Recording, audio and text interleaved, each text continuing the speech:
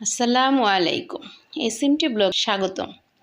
যারা আমার Facebook page থেকে দেখছেন তারা আমার পেজটিকে লাইক ও ফলো দিয়ে পাশে থাকবেন, আর যারা আমার ইউটিউব চ্যানেল থেকে দেখছেন তারা আমার চ্যানেলটিকে সাবস্ক্রাইব করে পাশে থাকা বেল আইকনটি বাজিয়ে দেবেন।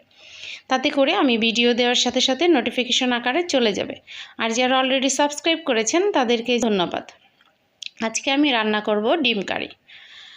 আর সেই জন্য আমি একটা ফ্রাই প্যানের মধ্যে বেশ কিছুটা তেল দিয়ে 2টা তেজপাতা দিয়ে দিয়েছি, আর 1 কাপ পরিমাণ পেঁয়াজ কুচি দিয়ে দিলাম।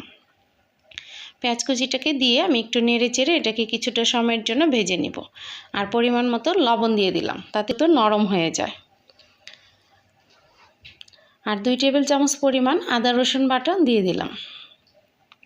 আমার এই রান্নাটা কিন্তু খুবই দ্রুত হয়ে যায়, আর এটা সবাই ছেলে মেয়ে উভয়েই করতে পারে, কারণ খুবই সহজ।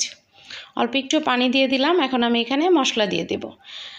হাফ চা চামচ পরিমাণ হলুদ, পরিমাণ মরিচের গুঁড়া আর হাফ চা চামচ পরিমাণ ধনিয়ার গুঁড়া দিয়ে দিলাম। দিয়ে মশলাটাকে আমি ভালোভাবে কষিয়ে নিব। তো মশলাটা আমার ভালোভাবে কষানো হয়ে গেছে। এখন আমি এখানে পানি দিয়ে দেব। আবারও একটু মশলাটাকে কষিয়ে নিয়েছি, আর এখানে আমি হাফ চা চামচ পরিমাণ গরম মশলার গুঁড়া দিয়ে দিলাম।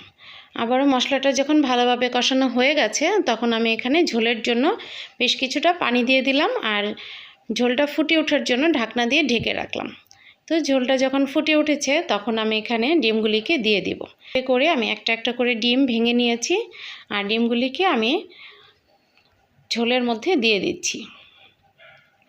আমরা যেমন করে ডিমটাকে পোস্ট করি ঠিক ওরকম করে আমি ঝোলের মধ্যে দিয়ে দিব। আমি এখানে 6টা ডিম দিয়েছি, দিয়ে ঢাকনা দিয়ে ঢেকে রেখেছি, কোনো প্রকার নাড়াচাড়া দিইনি। তো এখন আমি এখানে 3-4টে কাঁচামরিচ দিয়ে দিলাম, আর 1 চা চামচ পরিমাণ জিরার গুঁড়ি দিয়ে দিলাম। ঢেকে রেখে দেব। এই তো আমার রান্নাটা হয়ে গেছে। আমার রান্নাটি যদি ভালো লেগে থাকে প্লিজ একটা লাইক করে দেবেন, কমেন্ট করে জানাবেন কেমন হয়েছে, ফ্রেন্ডস অ্যান্ড ফ্যামিলির সাথে শেয়ার করে দেবেন। দেখুন রান্নাটা কিন্তু লোভনীয় হয়েছে। সবাই ভালো থাকবেন। আল্লাহ হাফেজ।